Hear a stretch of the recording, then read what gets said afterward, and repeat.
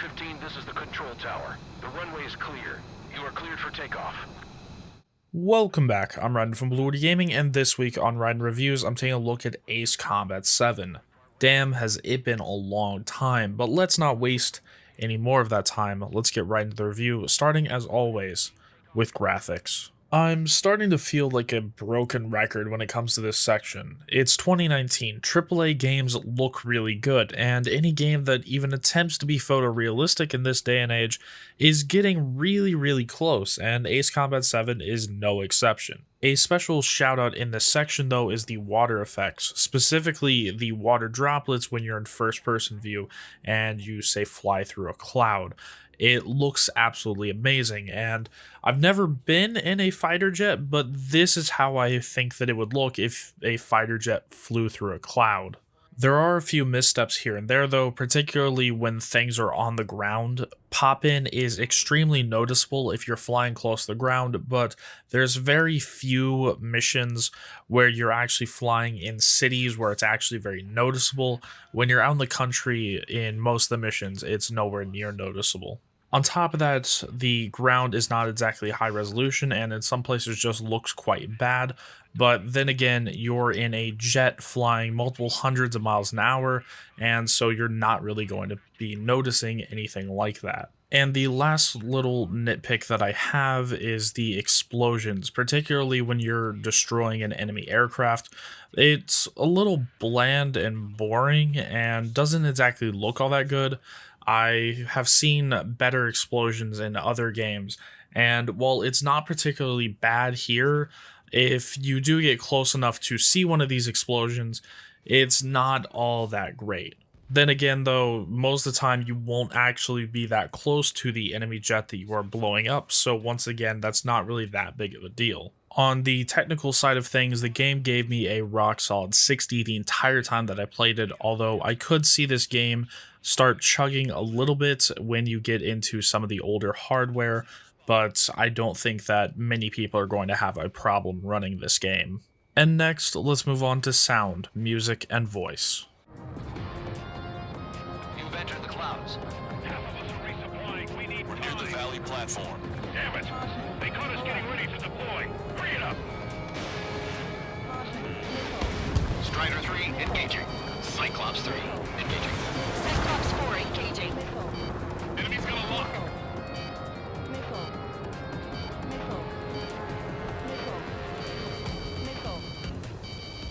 We're supposed to smash up that whole thing? That'd be a tall order. Just destroy the boats, aircraft, and AA weaponry. Nah, let's do what the chick said. Whoa. Roger. Now, this might be the first time that I've ever run into this problem specifically with sound in a game. The mixing that this sound does with its sound effects, its music, and its voice acting makes it so that you just cannot hear the sound effects that go into most of the things. Like, if I take a jet and I take the engine from 0 all the way up to 100% power, I would like to be able to hear that. If I'm in the A-10 Warthog and I fire up the main gun, I want to hear that iconic sound, but you just have the music and the voice acting so loud that you can't actually hear either of those things. But wait just a minute. Speaking of that music, let's move on to the music section. This soundtrack is amazing. I mean, the last time I heard a soundtrack this good was from Nier Automata back in early 2017. This soundtrack is absolutely amazing. Keiki Kobayashi, the composer of Ace Combat 7, did a wonderful job with this, and I'll explain why. He made every song, or almost every song, he started out with just a band. I'm talking guitar, bass, drum kit, and then supported that with parts of an actual orchestra. And it just came together to be one of the best soundtracks that I've heard in a video game in a long time. And on top of that, because there's so much of a traditional band used here, The parts that are completely orchestra, like some of the parts towards the ending of the story, actually get more of a punch because you don't normally hear that in the game. And sometimes the music forgoes the traditional band with the electric guitar, bass, and drum, and instead replaces that with a synthesizer or multiple different synthesizers over an orchestra, which once again spices things up. But it always keeps things interesting, and it always adds this feeling of action at all times during the game. I don't typically try to go out of my way to find and purchase a soundtrack for a video game, but this is one of the few times where I'm actually doing that. Sadly though, if you do like the music in this game, it does seem as though Bandai won't be releasing it in any sort of formal fashion, so I think that sadly we're not really going to get an official release of the soundtrack. But hey, if you look around the place, they are kind of sharing it around because this is one hell of a soundtrack. Next, let's move on to voice. It's not very often where you can have this many people be this serious about something so ridiculous, and it is amazing. It is very fitting though. You are playing in a war, and so people are understandably very serious about things, and some people that maybe don't want to be there are somewhat more comical, and it just leads to the believability of the situation and kind of just draws you in farther into this universe. The voice acting in Ace Combat 7 is top notch, and if I wanted to find any sort of problem with any of it, it's that they might have reused some of the voice actors for multiple different characters, or those characters just sounded really similar, which can get kind of confusing when you're having to remember names for a bunch of different people. And speaking of names and different people, let's get into the story, of which I'm going to completely simplify to make it somewhat short. I could make a whole 10-20 minute long video about the story in this game, but I'm going to try to condense that. You play a rookie pilot call signed Trigger, who is a blank slate protagonist, which basically means he has no discerning features and it is basically just a name given to the player. But you play as Trigger, a rookie pilot in the Usian Air Force for the Federation of Central Usia, and you start out as just a rookie, and then you go through the events which lead up to and during the Lighthouse War between Eurasia and Usia. And this is where it gets kind of complicated. Basically, the Lighthouse is the nickname for a space elevator that a country called Osea built next to Eurasia to kind of supply power to the entire continent. Osea is on a different continent than Eurasia and Usia, but I'll just get into that later or not at all.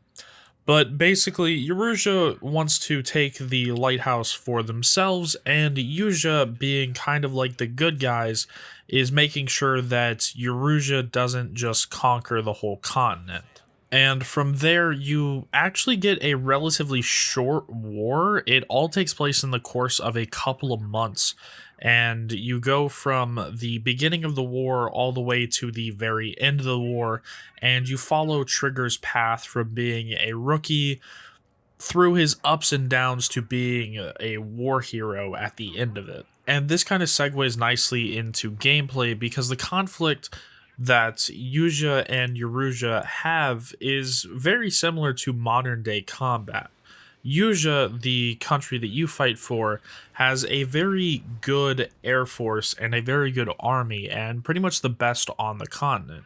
Eurasia, on the other hand, doesn't really have that good of an army, and their air force is almost non-existent. And outside of one ace squadron, Eurasia's air force isn't really that effective, which leads to that modern combat feel that I was talking about, because a good majority of the missions in this game is you providing air support to ground troops, or just taking out ground positions in general. which is quite a shift from the previous Ace Combat games, where they were mostly focused on air-to-air combat with the occasional air-to-ground combat. This game focuses on the air-to-ground combat with the occasional air-to-air fights. This leads to some other problems because this is the first Ace Combat to introduce an aircraft unlock tree. In that tree, there are 4 different branches, being the Japanese, the US Navy, the US Air Force, and the Russian aircrafts. And one of the first aircraft that you unlock in the US Air Force tree is the A-10 Warthog, which is known for being an air-to-ground destruction machine. So in total, of the 20 missions in the campaign, I ended up using the A-10 Warthog for about 12 of them, if not a few more. Granted, some of the planes that you unlock later in the unlock tree do have good options against ground troops. For the first half of the campaign, I pretty much used the A-10 Warthog almost exclusively. Overall, though, I actually really enjoyed my time playing through the 20 missions in the campaign, and I think that the difficulty of them is a bit easy at some points, but then at other times it gets drastically more difficult. And I mean so difficult that on multiple occasions, I just had to put the controller down and walk away because the difficulty spike in the final part of a mission was just that great. To add on to that, the game has a weird fascination with restricting your vision or instruments in some way. In one mission, a sandstorm comes in where you lose the lock on targets very easily, and you can't see worth a crap either. In several other missions, there's heavy storms going on where you lose locks, and occasionally you'll even be struck by lightning, making all of your instruments stop working for a few minutes. Thankfully, though, this only happens a few times in the campaign, but I wish that it wouldn't have happened at all because it just kind of breaks up the campaign and leads to really annoying sections. It's not all bad though. The final couple of missions are the best like aerial action dogfighting missions that I've played in pretty much any game ever. They just really take you into the moment and you're just so engrossed in the story at that point that these final few missions like really hit hard and they're really good. And one final note for the gameplay section, this game does have multiplayer, but there's so few people playing it that you shouldn't really be looking at multiplayer for a reason to buy this. But now let's get on to my final thoughts and let's give this game a score. I really enjoyed my time with Ace Combat 7, and it's been a long time since we've had any sort of game like this. I wish that more developers would come out with arcade flight games with a heavy emphasis on action and dogfighting like this, but it seems to pretty much only be the Ace Combat series that really gets noticed. I'm just glad that they didn't completely destroy the series after the kind of failure that Ace Combat Assault Horizon was, and I'm thankful that they even made an Ace Combat 7, and hopefully with the success of this one, we'll get an Ace Combat 8 and just continue the story on more, because I actually really like the story of Strange Reel. I started playing Ace Combat with Ace Combat 6, and then I went back to play some of the other ones because I just love the world that they crafted with Strange Reel, and I really hope that they don't do another like real world spin-off like Assault Horizon was. I didn't hate Assault Horizon as much as some of the other people, but I definitely don't want another one. And on top of that, I just want more story to play through because really Ace Combat isn't a game that I play through multiple times. Like I'll go through to unlock some of the other aircraft just to fly them, but once you play the story once, it's not really something that you play multiple times. And well, I'm pretty much just rambling here, so let's get to my score for this game. If you guys don't know how I score my games, it is one of 3 ratings. It is either a buy it now, a wait for sale, or don't bother. And Ace Combat 7 is wholeheartedly a buy it now, even more so if you've played other Ace Combat games before. But even if you haven't, They give a good enough introduction to the world of Strange Reel to kind of understand what's going on. Like, I haven't played an Ace Combat game in years, and I pretty much forgot all the names of the countries and like special places and people and whatnot.